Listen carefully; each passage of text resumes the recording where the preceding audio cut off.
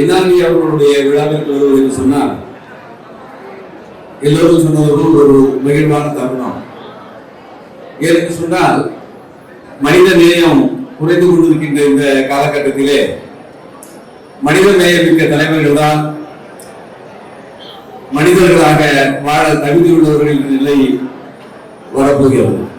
அந்த அளவிலே மனித நேயத்தின் முத்தாய்ப்பாக விளக்குகிறவர் என்ஆர்டி அவர்கள். என்னால் தனபாலனுடைய கல்லூரிக்கு நான் சென்றிருக்கிறேன். ஒரு பட்டமளிப்பு விழாவிற்கு என்று அழைத்திருந்தார்கள். அங்கே பார்க்கும்பொழுது எனக்கு புரிந்தது, என்ஆர்டி அவர்கள் மக்கள் தொண்டு மட்டும் மாற்றவில்லை, கல்வி தொண்டு மாற்றிக் கொண்டிருக்கிறார்கள். தலைவருடைய எண்ணமே அதுதான்.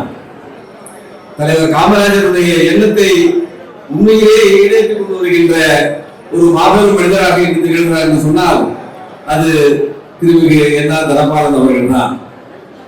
தலைவரை பற்றி நினைக்கும் பொழுது நமக்கெல்லாம் புல்லரிக்கும் என்று சொன்னால் 5வது வகுப்பு படித்த, அது கூட படிக்காத ஒரு மனிதர் இந்த நாட்டின் மிகப்பெரும் தலைவராக இன்னும் பல நூற்றாண்டுகளுக்கு அதை போன்ற ஒரு தலைவர் வர முடியாது என்ற அளவிற்கு தோன்றிய ஒரு தலைவர் தலைவர் காமராஜ். அந்த தலைவரை நினைக்கின்ற என்ஆர்டி அவர்கள் தலைவருக்கு ஈடானவராகத்தான் நாம் கருத வேண்டும் என்ற அளவிலே அவருடைய விழா என்பதால் அதை நான் ஒத்துக்கொண்டேன். என்ஆர்டி அவர்களை வாழ்த்த வேண்டும். ஏனென்றால் வாழ்த்துவதில் பெருமை இருக்கிறது.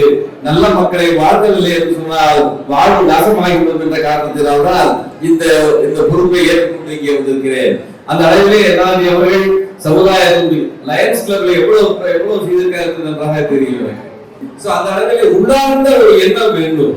அந்த எண்ணம் இருக்கின்ற மனிதர்கள் வாழ தகுதியுள்ளவராக இருக்கிறார்கள். அந்த அளவிலே தான் தமிழிசை அவர்கள் சொல்வது போல் சாதாரண குடும்பத்தில் பிறந்திருந்தாலும் கூட அந்த எண்ணம் பெரிய எண்ணமாக இருந்த காரணத்தினால்தான் இந்த இடம் மனிதர்களில் மாமனிதராக அவர் தெரிகிறார்கள். ஆகவே அவர்களை நான் உள்ளார வாழ்த்துகிறேன். அவர்கள் இது போன்று பல சேவைகள் செய்ய வேண்டும். அவருக்கு 74 வயது என்று சொன்னார்கள். நானும் 75 வயது முடித்து விட்டேன். அந்த அளவிலே நாம் எல்லாம் இணைந்து பல காரியங்களை இந்த சமுதாயத்திற்கு செய்ய வேண்டியிருக்கிறது. அந்த சமுதாயம் முன்னேற வேண்டும் என்று சொன்னால் அதற்காக செய்ய வேண்டிய காரியங்கள் மார்ட்டின் லூதர் கிங் சொன்னது போல் miles to go before I sleep, miles to go before I sleep என்று சொன்னானே, நான் மறைவதற்கு முன்னால் செய்ய வேண்டிய காரியங்கள் பல இந்த நாட்டுக்கு இருக்கின்றன.